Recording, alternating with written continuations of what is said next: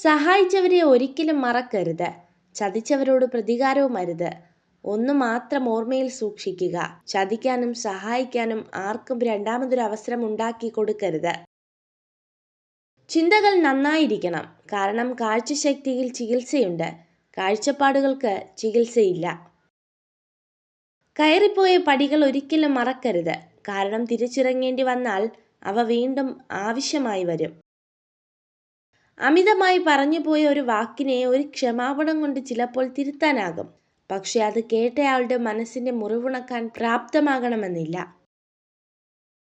കുടുംബങ്ങളിലായാലും സുഹൃത്ത് ബന്ധങ്ങളിലായാലും എവിടെ ഒത്തൊരുമയുണ്ടോ അവിടെ തീർച്ചയായും വിജയമുണ്ടാകും. നിങ്ങൾ വിശ്വസിക്കുന്നവരെ സൂക്ഷിക്കുക.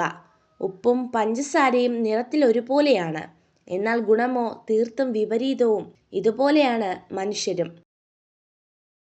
അറിവില്ലാത്തവരുടെ സ്നേഹവും സ്നേഹമില്ലാതെയുള്ള അറിവും നല്ലൊരു ജീവിതം കെട്ടിപ്പടുക്കാൻ സഹായിക്കില്ല. തെറ്റുകൾ വന്നുപോയതിൽ കുറ്റകരമായി ഒന്നുമില്ല, എന്നാൽ അത് ശരിക്കും തെറ്റായും കുറ്റകരമായും മാറുന്നത് ചെയ്ത തെറ്റ് വീണ്ടും ആവർത്തിക്കുമ്പോഴാണ്. അറിവിനേക്കാൾ മഹത്തരമാണ് മനസ്സിലാക്കൽ.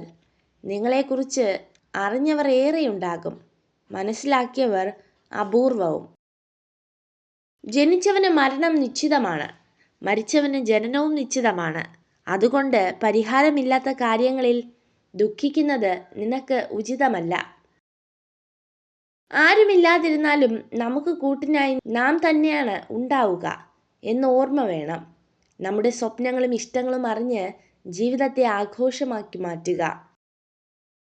വിശ്വാസം എന്നത് ഊതി വീർപ്പിച്ച ബലൂൺ പോലെയാണ്. ഏത് നിമിഷം വേണമെങ്കിലും പൊട്ടിത്തകരാം.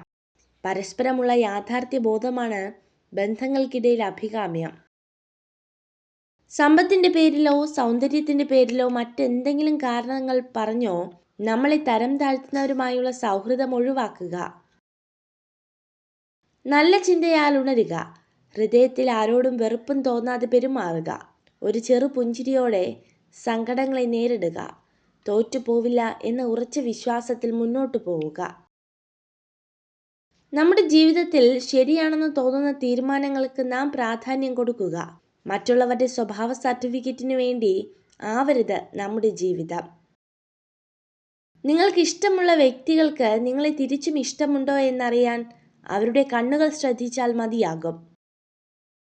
പരാജയം എന്നത് ജീവിതത്തിന്റെ അവസാനമല്ല, അതൊരു തുടക്കമാണ്. ആത്മവിശ്വാസമുണ്ടെങ്കിൽ പരാജയത്തിന്റെ കയ്പുനീർ കുടിച്ചാലും വിജയത്തിന്റെ മധുരം നുണയാം.